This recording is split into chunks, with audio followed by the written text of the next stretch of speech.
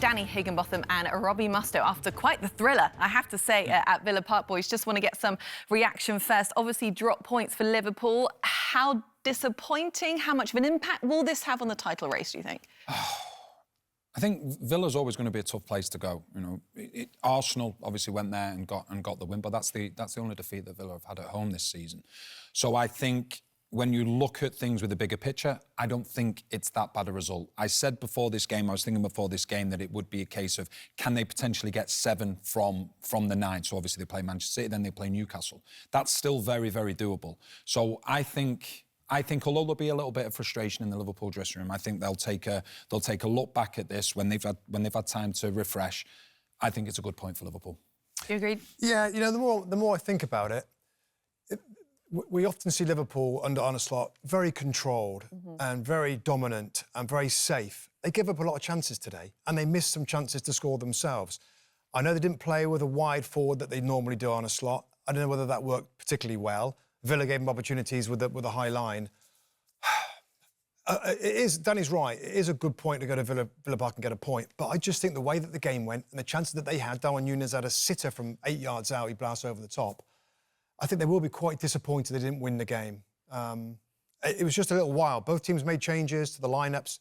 And Villa are a good side, but then they kept going for the win as well. Both teams attacking, both teams trying to win the game. It's a fair result. I just feel Liverpool, I don't know, I think they'll be a little bit disappointed with their general performance. They now sit 8 points clear at the top. If Arsenal win against West Ham at home this weekend, that will cut to just 5. Is the race getting a little tastier, perhaps? Obviously it is, because the deficit can be cut, but I still think that it's there for Liverpool. Arsenal have got to go to Liverpool, and we're talking about, you know, if Liverpool drop more points, Arsenal have got to continue to win. We know the problems that they've got going forward, and the one thing I would say about Liverpool, they missed a number of chances today, but I think they still look really fresh.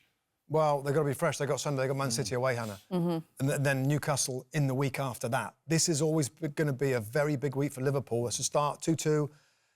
I don't know.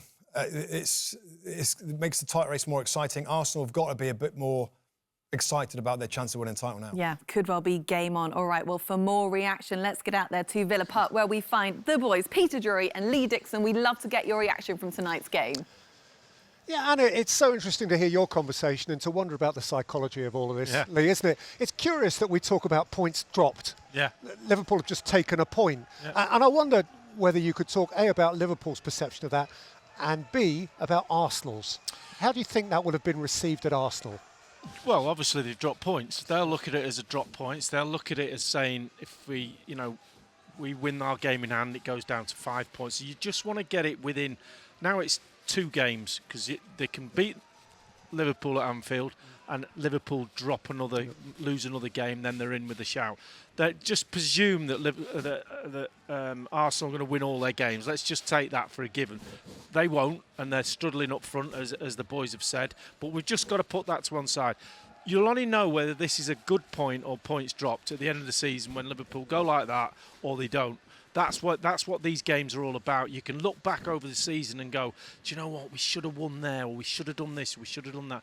It will only become evident when the total is added up at the end. So the way the game went, I agree with Robbie, the way the game went, the amount of chances that Liverpool had, you go, you know, we should have won that. They'd be a bit disappointed. But at the other end, it could have gone the other way. So they could have lost the game quite easily tonight. So it was a funny game. It was like open, which I don't think suited Liverpool. Are normally dominant and take control of games like that, but Villa are a good side. And I would just say on that I remember a conversation between us on air 3 or 4 weeks back when you were making the point that at the moment everything feels like hard work for Arsenal. They're just winning games. And Liverpool are cruising. Yeah. Well, Liverpool aren't cruising at the moment. No, we saw the game last week, with the Everton game. That was a struggle. Second half against Wolves, we were there.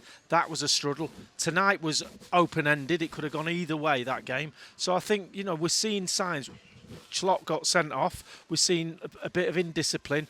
Changed the team tonight, which he normally doesn't, and the formation, as Robbie said. So there's a few little things that give all us lot, you know, a room to go, do you know what, there's a chance. And there is a chance. There definitely is a chance. But it's still Liverpool's to lose. And, of course, what it does do is give greater weight, Anna, if greater weight were needed, to that massive game at Manchester City on Sunday. City-Liverpool is not to be missed. Hi, I'm Rebecca Lowe, and as we head towards the end of an exciting Premier League season, make sure you like and subscribe on the NBC Sports YouTube channel for more content like this.